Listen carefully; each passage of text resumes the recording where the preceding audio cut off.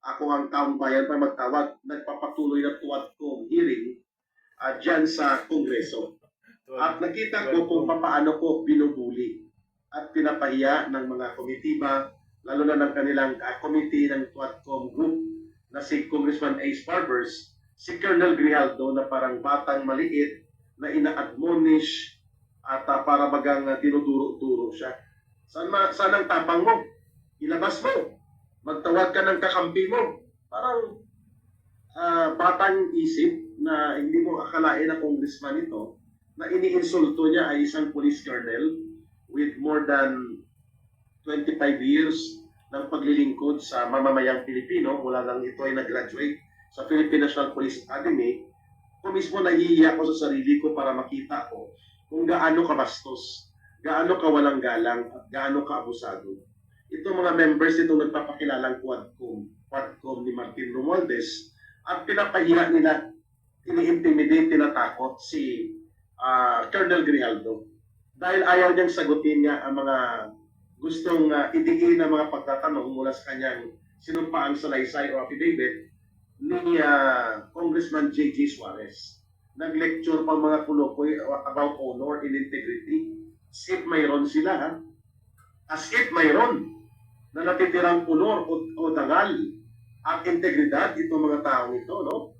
At hindi naman ito sa gumagawa tayo ng kwento. Si J.J. Suarez, ilan ang kanyang kasong plunder na isinampa sa kanya sa ombudsman mula dyan sa Quezon Province. So anong integridad ang sinasabi niya at honor o dangal? Si Congressman Ace Barbers, kung makaasta, akala mo, he acts like a pope and more than the pope.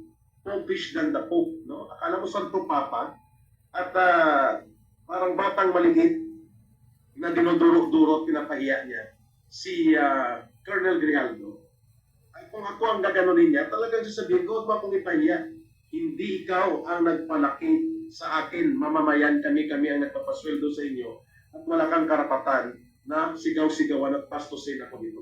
Kung gusto mo, ikulong mo ako, but I will no longer entertain any stupid questions na sinabi ko na, sinabi ni Colonel Grijaldo, I stand by my sworn statement na under oath sa Senate, and I invoke my right against self-incrimination. Ini-insist pa rin siya na pigain ang pigain, mga kababayan.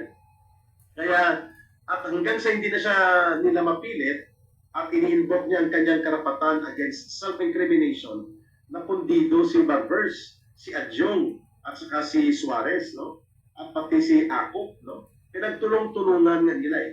Kaya sabi ko, hindi na po ito in aid of legislation. Talagang tamang-tama ang na-deliver na speech at pagpupuna ng Iglesia ni Cristo at lalo na po ni Congressman Marcoleta on stage noong January 13 sa harap ng milyong-milyong mga mamamayang Pilipino, hindi lamang dito sa ating bansa, kundi sa buong daigdig na nakasuksi sa pagpupuna at pagtutuwid na binanggit ni Congressman Marcoleta na nag-aakto na parang hukom, no? Kung si Ka Eric pa, West de Cuchillo, yung panahon ng pananakop ng Hapon sa digmaang ikalawang pagdaigdig, ang digmaan na itinatapon ang mga bata kapag hindi magturo ang mga tao kung saan ang mga guerrilla forces o yung mga hukbalahap, hukbong bayan laban sa Hapon at mga Yosafe na lumalaban sa Hapones na mga Imperial Army na mananakop ay binabayonita ang mga bata.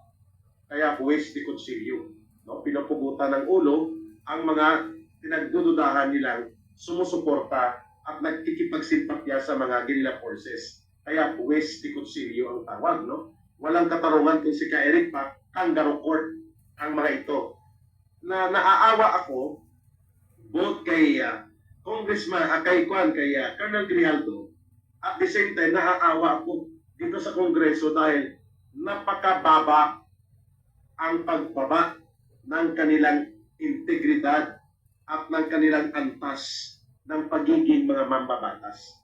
They become so low na hindi mo maubos maisip, mga kongresista ito, kagaya ng kabastusan man ang binang, thank you sa pagpapakulay, ni Congressman El Rey Villapuerte sa Nabua, Camarines Sur.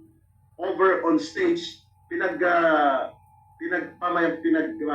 mamayabang niya at inihahambog ang pangbabastos sa kababaihan using yung mga perverted sexual jokes na ginagamit niya at tuwang-tuwa pa siya, no? Parang macho-macho siya sa sarili niya. Congressman ito, mga kulto din ito ni Tambaluslos, si El Rey Villapuerte.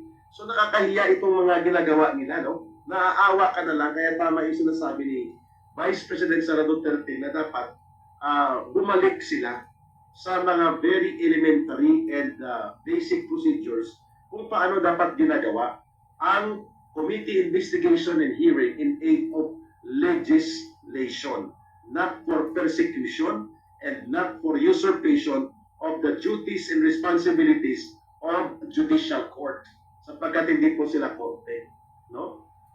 Thank you, Leonorita Tola from Milan, Italy. And